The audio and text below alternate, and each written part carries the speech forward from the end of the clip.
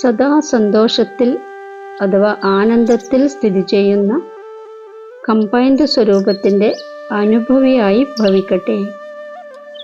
ബാപ്പദാദ മക്കളോട് എപ്പോഴും പറയുന്നത്, കുട്ടികളെ അച്ഛൻ്റെ കയ്യിൽ കൈ കൊടുത്ത് നടക്കുക, ഒറ്റയ്ക്ക് നടക്കരുത്. ഒറ്റയ്ക്ക് നടക്കുമ്പോൾ ചിലപ്പോൾ രസം തോന്നില്ല, ചിലപ്പോൾ ആരുടെയെങ്കിലും ദൃഷ്ടി പതിയും. ബാബയുടെ കൂടെ കമ്പൈൻഡ് ആണ് ഈ സ്വരൂപത്തിൻ്റെ അനുഭവം ചെയ്തുകൊണ്ടിരിക്കുക എങ്കിൽ ഒരിക്കലും മായയുടെ ദൃഷ്ടി പതിയില്ല.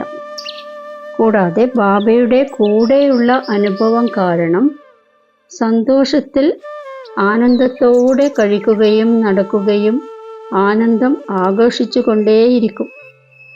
ചതിക്കുന്നവരുടെ അല്ലെങ്കിൽ ദുഃഖം നൽകുന്നവരുടെ സംബന്ധത്തിൽ കുടുങ്ങുന്നതിൽ നിന്നും കൂടി രക്ഷപ്പെടും. ഓം ശാന്തി.